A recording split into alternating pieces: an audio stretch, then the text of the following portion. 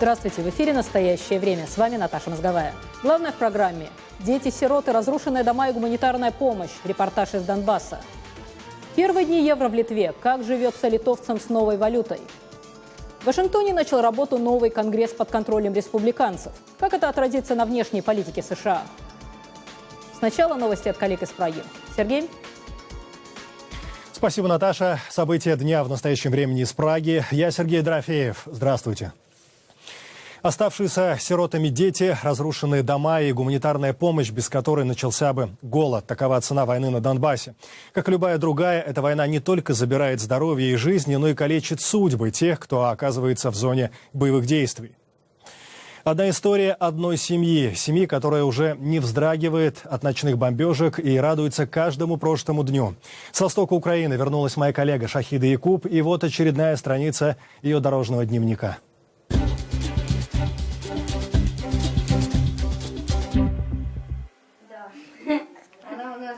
Эта веселая семимесячная малышка потеряла маму месяц назад, когда в дом, в котором жила ее семья, попало 4 снаряда. 40-летняя мать прикрыла телом девочку, спасла ребенка, сама умерла. Ребенка вытащили из-под мертвой матери ее тетя Ольга. Нас разбомбили. 7 числа попало 4 снаряда. Один в кухню, один в коридор, один в сестре, один в зал. Обстрел произошел за несколько дней до того, как вступил в силу режим тишины. На момент взрыва в доме находилось 5 детей от 7 месяцев до 12 лет. Здесь мы спали с детьми полностью. Потолок, все поразвалено, все. Сюда вот 4-й снаряд был. Вот тут дети на 2-м этаже, двухъярусная кровать. Дети еле успели убежать. От дома остались одни развалины и собака, охраняющая обломки от мародеров. Мы едем с Ольгой домой к детям. Немногословная женщина, которая не далее, чем месяц назад похоронила сестру, осталась без крыши над головой.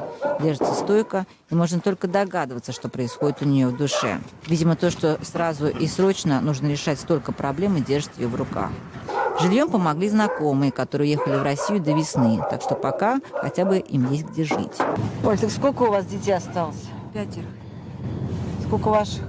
Моих 3. Еще сестры 2. И сестры 2. В доме Ольги 5 детей. Как говорится, мало-мало велик. С мужем она в разводе. Работает через день и получает от 150 до 400 гривен в месяц, то есть до $25. Как говорит она сама, хоть на хлеб и конфеты детям хватает. У маленькой Ники остался 8-летний брат Витя, который на момент съемок находился в больнице с серьезным ранением глаз. Что у тебя с глазом? Осколок попал. Болит? Нет. А раньше болел? Да. О том, что мама умерла, Вите еще не сказали. Но, как говорит его тетя, скорее всего, он догадывается. Тете помогают родственники. За детьми присматривает тот, кто свободен в тот день. Сегодня был черед родственницы Наташи, с которой я вместе пошла в детский сад. Здесь темно, и люди даже боятся после 4 выходить на улицу, потому что происходят боевые действия. Сейчас по день никто нигде не гуляет? Нет, не гуляют. И стараются ближе к своим домам, ну, чтобы даже если начнется какая-то стрельба, чтобы можно было быстрее добраться до дома. Убежище, дом. На данный момент вот сейчас идет, не знаю, что это, может быть, учение. Вот. Ну, на данный момент немного стреляют.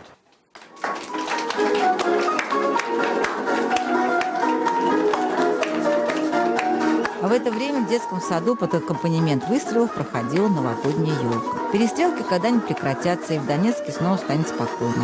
Но для Вити и Ники война никогда не закончится, потому что они потеряли самого важного человека – маму. И совсем не важно, с какой стороны шел обстрел 7 декабря, потому что маму уже не вернуть.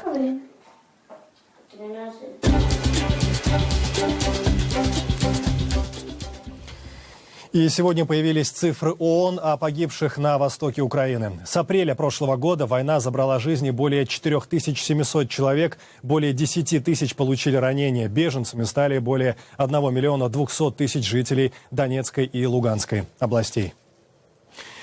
Пока на Донбассе в период объявленного, кстати, перемирия рвутся снаряды, власти непризнанной ДНР занялись вопросами образования.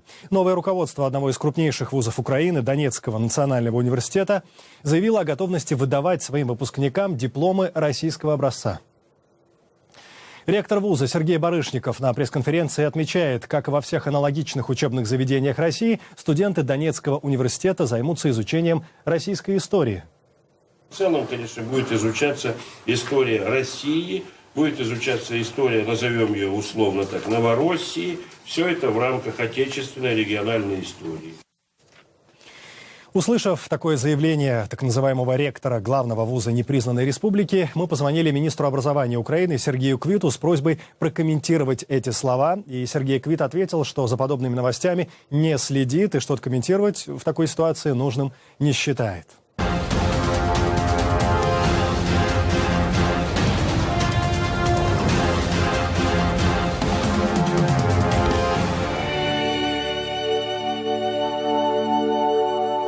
Потерявшие из-за кризиса работу в России трудовые мигранты могут пополнить ряды вооруженных сил чужой страны. Владимир Путин подписал указ, разрешающий иностранцам служить по контракту в российской армии. Речь идет о службе в условиях военного положения и во время вооруженных конфликтов. Иностранцы смогут быть рядовыми, максимум сержантами. Первый контракт будет заключаться сроком на 5 лет только из Таджикистана. В России сегодня более 1 миллиона трудовых мигрантов, и это только официальные данные. Готовы ли молодые таджики стать под чужой флаг с оружием в руках? Наши коллеги записали Vox Populi на улицах Душанбе. Если там нормальные условия, почему бы не пойти? Наши ездят туда гастарбайтерами, они страдают. Лучше служить в армии, чем страдать. Если платят, почему бы не служить? Ни за что не пойду служить. У меня есть своя родина. И если у меня есть родина, то я должен ей служить. Если будет хорошая зарплата, почему бы нет? Если кто-то хочет служить, пусть служит в таджикской армии. Зачем служить в российской? Вместо того, чтобы идти и воевать в чужой армии, лучше защищать и укреплять свою родину. И вновь в Украину. Боевые действия на Донбассе все больше меняют сознание украинцев, живущих на мирной территории. Разделенное по политическим воззрениям общество единит готовность оставить привычную жизнь ради помощи воюющему Востоку. Наш материал о том, кто еще вчера держал молитвослов, а сегодня взял в руки автомат. Иван поменял подрясник на камуфляж. Ушел из Свято-Архангело-Михайловского монастыря, где был послушником более 1,5 лет, воевать в Донбассе в составе добровольческого батальона «Карпатская сечь». В батальон боец с позывным «Монах» пришел после знакомства с одним из бойцов украинской армии. Я переписывался с Александром, который лежал в Киевском госпитале. Под Дебальцево ему оторвало руку и ногу. Он очень много мне всего рассказал, и я, честно говоря, загорелся этим желанием.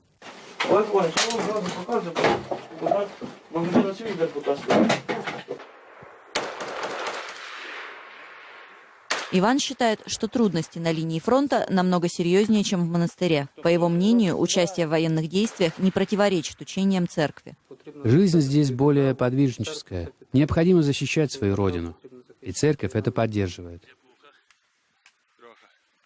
Бывший послушник уже успел вкусить мирской жизни. Блокпост Ивана попадал под обстрел дважды. Вернувшись с фронта, Иван планирует принять монашеский постриг.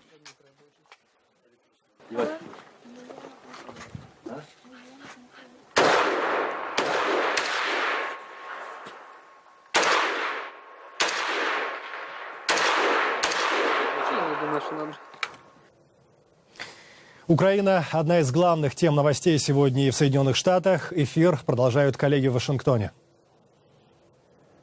Представитель Госдепартамента Джен Псаки заявила, что администрация США не планирует принимать участие в 4-сторонних переговорах по Украине, которые намечены на 15 января в Астане.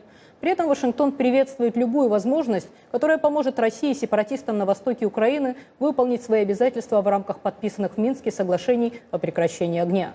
Псаки также прокомментировала заявление президента Франции Франсуа Олланда о возможной отмене санкций в отношении Москвы. Вы наверняка заметили, президент Олланд заявил, что санкции будут отменены, если, я цитирую, «будет достигнут прогресс в том, что касается достижения прочного мира». В этом с самого начала и заключалась наша позиция, а также позиция европейских и других партнеров. Если Россия и сепаратисты выполнят обязательства, принятые в Минске каждой из сторон, мы сможем частично отменить некоторые из этих санкций, однако этого не может произойти до тех пор, пока не будет достигнут ощутимый прогресс в том, что касается урегулирования ситуации. После двухнедельного отпуска на Гавайях президент Обама вернулся в Вашингтон, где расстановка сил изменилась не в пользу демократов. Республиканцы теперь контролируют обе палаты Конгресса. О том, как это отразится на внутренней и внешней политике США, в репортаже Александра Панова. Впервые с 2006 года республиканская партия контролирует обе палаты. Причем многие республиканцы, впервые появившиеся на Капитолийском холме, выдвиженцы консервативного движения чаепития. Часть консерваторов уже не устраивает фигуру Джона Бейнера на посту спикера. Они полагают, что тот слишком многое позволил президенту. Мы исправим ситуацию в Вашингтоне, который потерял связь с реальностью. Настрой у республиканцев самый боевой. В их планах ревизия закона о доступной медицине, принятого называть Обама-Кэр. Многим законодателям хочется разделаться с иммиграционной политикой, амнистией части нелегальных иммигрантов. В ответ на президентские инициативы по борьбе с глобальным потеплением и переходу к чистой энергетике, которые движение чаепития рассматривает как бессмысленную трату денег налогоплательщиков, республиканцы поддержали строительство крупнейшего нефтепровода из Канады в Техас. У Белого дома и Конгресса хватает расхождений по вопросам внешней политики. Я верю в дипломатию, верю в диалог и сотрудничество. Так в недавнем интервью Барак Обама охарактеризовал свой подход к международной политике. Президент, получив в декабре еще от прошлого состава Конгресса полномочия отправить в Украину летальное оружие и расширить санкции против Москвы, не торопится ими воспользоваться. Никто не отказывается от американо-российских отношений. Нам нужно, чтобы они заняли более значимое место. США заявляют, что санкции против России могут быть ослаблены, если Москва выполнит ряд требований. Республиканцы недовольны тем, как действует Обама в условиях острого международного кризиса, будь то Украина или Исламское государство. Я думаю, наша страна ведет себя на международной арене как бумажный тигр, и это наносит нам долгосрочный огромный ущерб. У многих республиканских законодателей не вызывает энтузиазма ядерная сделка с Ираном и потепление отношений с Кубой. В то же время политику Обамы критикуют и в собственной партии. В вопросах внешней политики и национальной безопасности левое крыло Демократической партии недовольно Обамой не меньше республиканцев, в частности, за повторную отправку военных в Ирак. За годы президентства Обама всего 2 раза воспользовался правом вето. В ближайшие 2 года ему, скорее всего, придется это делать чаще. С другой стороны, оппозиционному Конгрессу нужно помнить о факторе президентских выборов. Избиратель должен поверить в то, что республиканская партия способна не только разрушать, но и созидать. А для этого республиканцам придется договариваться и искать компромиссы с Белым домом, с коллегами-демократами. Иначе Америку неизбежно ждут новые политические тупики. Александр Панов, Дмитрий Шахов. Специально для настоящего времени. Вашингтон. Литва, последняя из стран Балтии, вошла в зону евро. Как адаптируются местные жители? Об этом расскажут наши коллеги в Праге. Сергей? Да, Наташа, вот уже почти неделю 19-й член еврозоны живет с новой валютой. Опросы показывают, число еврооптимистов в стране растет. По последним данным, переход на евро одобряют 6 из 10 литовцев. Уточню, Литва пока только привыкает жить с евро. О проблемах перехода на единую валюту и прощании с литом. Очерк нашего литовского корреспондента Александра Зубрякова. В литовских банках и магазинах в эти дни настоящая евро-горячка, а литовцы спешат поменять бывшую национальную валюту литы на новую евро. Членом еврозоны страна стала в первые минуты Нового года. Символические первые 10 евро из банкомата в центре столицы вытащил премьер Альгирдас Буткевичус. А уже на следующее утро литовские магазины атаковали первые покупатели. Правда, желающие рассчитаться не евро, а литами. Поскольку платить первые 2 недели Нового года можно и в литах, и в евро, а сдачу по закону торговцы обязаны выдавать уже только в евро, магазины быстро превратились в пункты обмена валют, а в некоторых из них также быстро закончились и деньги. Человек хотел купить зажигалку и рассчитаться купюрой в 500 литов. В таких случаях нам ничего не оставалось, как разменивать ему литы. Разменяли по 200 и 100, а оставшуюся сдачу дали уже в евро. Даже руководитель службы по защите прав потребителей на собственном опыте убедился, как люди используют магазины в качестве обменных пунктов, желая избежать вот таких очередей в банках.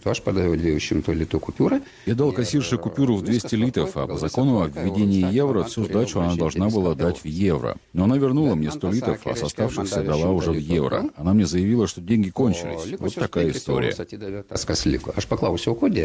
Некоторые мелкие предприниматели, как эта женщина в Тракае, вообще заявили, что в первые дни Нового года работать они не будут. А если и будут, то сдачу будут выдавать в старых литах, рискуя быть оштрафованными на 1500 евро. Мол, рассчитаться в литах все еще желают сами покупатели. Если клиент просит дать ему сдачи в литах, я же не могу ему отказать. С иностранцами проблем нет, но вот литовцы пока недоверчиво смотрят на новую валюту. Может, курсы не знают. В целом, несмотря на небольшой хаос, жители довольны переходом на новую валюту, хоть и признаются, что им немного жалко было расставаться с литом. Ну что же поделать, у нас маленькая страна, нужно приспосабливаться к другим. А некоторые литовцы, которых мы встретили в первый день Нового года в одном из родильных домов Вильнюса, даже шутят, что раздумывали дать своим детям имена, напоминающие о приходе в страну новой валюты. Мы с женой шутили, что если родиться после Нового года, назовем евро или еврека, если девочка. А если родиться еще с литом, то назовем литос или лита. Ну вот, после Нового года родилась, наверное, как-то по-новому надо будет назвать. Александр Зубряков, «Настоящее время», из Вильнюса. Чем сильнее кризис, тем меньше напавшие на золотую жилу предприниматели и дельцы думают о вопросах экологии и культуры. Следующая новость из России. В Красноярском крае местные золотодобытчики в стремлении получить как можно больше драгоценного металла наносят все больше вред крупным рекам региона. Усилия экологов из-за несовершенства законодательства и низких штрафов так и остаются просто усилиями. Из Красноярска Татьяна Лопарт. Добыча рассыпного золота уничтожает реки Красноярского края. После работы драк они превращаются в настоящие потоки грязи с сильным запахом сероводорода. Население лишается возможности брать из них воду и ловить рыбу. Промышленники же отделываются незначительными штрафами. Всего на территории региона ведут золотодобычу порядка 20 компаний. Экологическая организация «Реки без границ» проанализировала космоснимки, сделанные над местами ее деятельности. На них четко видно, до какой степени загрязнены реки. Промышленные стоки попадают в Ангару, а потом и в Енисей, самую полноводную реку России. Для властей Красноярского края в первую очередь главным, основным показателем является объем привлеченных инвестиций. Ради того, чтобы привлечь такие инвестиции, можно закрывать глаза на те или иные жесткие природоохранные требования. Из-за существующего законодательства надзорные органы не имеют постоянного доступа для контроля работы артелей-старателей. Если внеплановая проверка, так сказать, санкционирована прокуратурой, то, естественно, они нас допускают до проверки. Но просто так в ходе рейда ехал мимо по реке, увидел мутность и заехал, это никогда не получится, никто не пустит. Экологи призывают ввести мораторий на добычу рассыпного золота на уязвимых или ценных участках рек, ссылаясь на опыт Китая и Монголии в этой проблеме. Пока же у нас считают, что добычу запрещать не стоит. И вновь время передавать слово в Вашингтон. Наши коллеги продолжают следить за ходом суда над Джохаром Царнаевым. Наташа. Да, Сергей, суд над Джохаром Царнаевым, обвиняемым в подготовке и совершении терактов во время бостонского марафона в апреле 2013 года, начался с отбора присяжных. За процессом пристально наблюдают пострадавшие, родственники погибших и пресса. Подробности в репортаже Алексея Березина. Накануне Джохар Царнаев, обвиняемый в проведении терактов в Бостоне, увидел тех, кто, возможно, решит его судьбу. В понедельник начался процесс отбора присяжных. Защита и обвинения будут выбирать из 3000 человек. В том случае, если Царнаев будет признан виновным, то присяжные будут решать, применить ли к нему смертную казнь или приговорить его к пожизненному заключению без права на досрочное освобождение. Именно поэтому сначала из 3000 человек отсеют тех, кто принципиально против смертной казни, и тех, кто считает, что раз такой вариант возможен, то высшую меру обязательно следует применить. Защита намерена доказать, что Джохар попал под влияние старшего брата Тамерлана, который был убит в перестрелке с полицией. Прокуратура же считает, что Джохар действовал хладнокровно и руководствовался религиозным экстремизмом и ненавистью к США. Джохару Царнаеву предъявлено обвинение в убийстве при помощи оружия массового поражения. В результате терактов погибли 3 человека, более 260 были ранены. Кроме этого, Царнаев обвиняется в убийстве полицейского студенческого городка. Процесс начался после того, как прошение защиты о переносе суда из Бостона было отклонено. По мнению адвоката Царнаева, процесс должен проходить на более нейтральной территории, а не в нескольких километрах от того места, где были теракты. Впрочем, сами бостонцы хотят, чтобы процесс быстрее завершился. За судом будет тяжело наблюдать, но это надо сделать, оставить это в прошлом и начать все заново. Будет очень больно пережить в памяти эту трагедию, но кто, как не граждане Бостона, справится с этим лучше других? Такого же мнения придерживается и пережившая теракт Хизер Абед. В результате взрыва она потеряла часть ноги. Я уверена, что будет непросто, но я хочу это пережить для собственного успокоения. Хочу лично увидеть того, кто навсегда изменил мою жизнь. Абед основала фонд, который помогает другим потерявшим конечности людям вернуться к активной жизни. Как заявил судья Джордж О'Тул, индивидуальный опрос потенциальных присяжных начнется 15 января, а непосредственно судебные слушания по делу Царнаева 26-го. Весь процесс, по словам судьи, займет 3-4 месяца. Вот еще одна драматическая история. Житель Нью-Йорка Антониус Уираджая случайно попал в уличную перестрелку. Оправившись от пулевого ранения, он начал вести блог.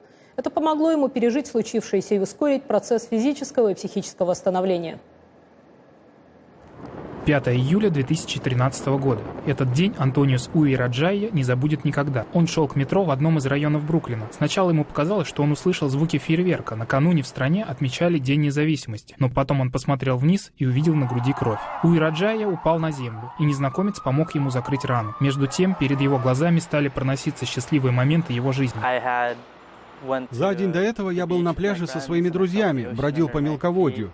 Я помню, что вновь пережил этот момент тогда, лежа на тротуаре и истекая кровью. Мне очень хотелось спать. Было ощущение, что вот-вот я погружусь в самый глубокий и сладкий сон.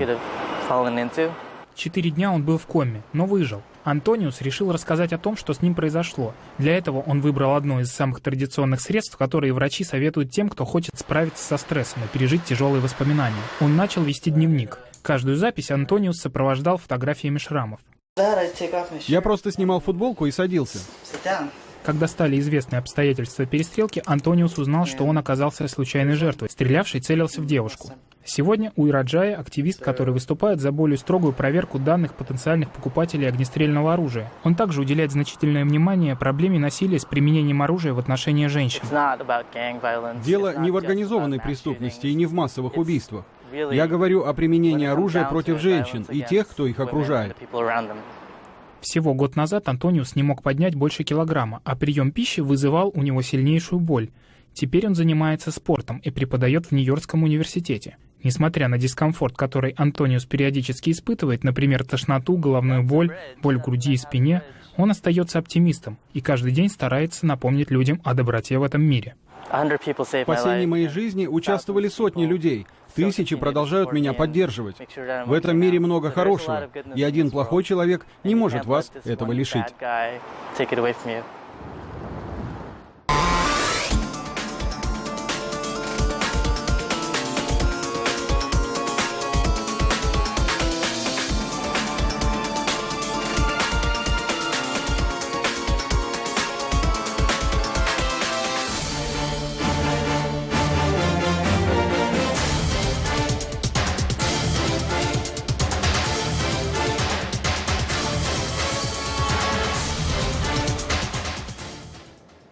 Когда-то они были частью экосистемы, от которой полностью зависели, так же, как и мы сегодня. 66 миллионов лет назад на территории США, которую сегодня мы называем Средним Западом, был слышен рев динозавров. Уникальная выставка, посвященная этим доисторическим животным, открыта в Музее естественной истории в Вашингтоне. Вот что думает о динозаврах 7-летняя Элла Смит. Они старые, большие и очень классные. Элла вместе с мамой пришла на выставку, где представлен мир до падения астероида, который уничтожил динозавров. Но это лишь часть экспозиции, которую организаторы планируют представить посетителям в 2019 году. Говорит Кара Блон, директор выставок. Мы использовали несколько наших главных экспонатов в качестве, так сказать, приманки. Мы разбираем мир, в котором существовали динозавры, на части, анализируя, что они ели и как жили. Эти динозавры обитали на засушливой территории американского Запада, где в те далекие времена росли тропические леса. Дельты рек прекрасно способствовали окаменению останков. Среди находок археологов – скелеты птиц, небольших млекопитающих, рептилий, которым удалось выжить после гибели динозавров. Рассказывает Кей Бреренсмайер, куратор выставки. Черепахам удалось выжить, как и другим морским обитателям. Им помогло то, что они могли спрятаться в воде. И червяки тоже выжили. У нас есть сохранившиеся норы.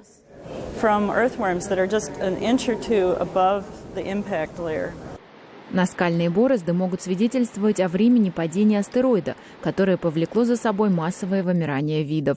Охотники за ископаемыми непрерывно шлют в музей свои находки, которые оказываются в специальной лаборатории. Здесь работает волонтер Билл Кинг, специалист по костям древних крокодилов. Это очень похоже на криминалистику, но без преступления. Это природный мир, каким он был миллионы лет назад. И все это мы можем изучать. История развития животного и растительного мира после динозавров говорит о том, что наша планета способна регенерироваться с течением времени. Однако сегодняшние климатические изменения спровоцированы людьми. Кей Бреренсмайер говорит, что некоторые серьезные последствия видны уже сегодня. Речь идет об исчезновении видов и погодных катаклизмах. Я думаю, что, обладая знанием о прошлом нашей планеты, мы будем бережнее относиться к сохранению компонентов нашей экосистемы сегодня, чтобы не допустить необратимых процессов. Организаторы выставки надеются, что посетители всех возрастов смогут осознать тот факт, что динозавры когда-то были частью экосистемы, от которой они полностью зависели, так же, как мы сегодня. Сепаратисты? Ополченцы. Агитация и пропаганда. Человек. Государство. Эмбарго на поставку. Покупайте свое и порядок. Как разобраться? Все события дня в новом телевизионном проекте «Настоящее время». Ну, если уж мы заговорили о климате, в такой день в США трудно проигнорировать погоду. Вашингтон сегодня накрыло первым снегопадом этого зимнего сезона. Пожалуйста, это вид с нашей крыши на Капитолий. В школах отменили занятия. В выпусках новостей вновь звучит ставший модным термин «полярная воронка». Водоворот холодных слоев воздуха, которые движутся против часовой стрелки. Метеорологи, тем не менее, утверждают, что, несмотря на возможность рекордно низкой температуры на этой неделе, это не аномальная погода, а просто очень холодная зима. На этом мы заканчиваем программу «Настоящее время». Ее подготовили для вас «Голос Америки» из Вашингтона и «Радио Свобода» из Праги. Заходите на страницы наших социальных сетей, читайте и смотрите нас на сайте currenttime.tv. Сергей, до завтра. До завтра. Мы благодарим коллег в Вашингтоне и всех наших зрителей. Смотрите нас в эфире своих национальных телеканалов. «Настоящее время» вновь наступит уже завтра. Я Сергей Дорофеев. Всего доброго. До свидания.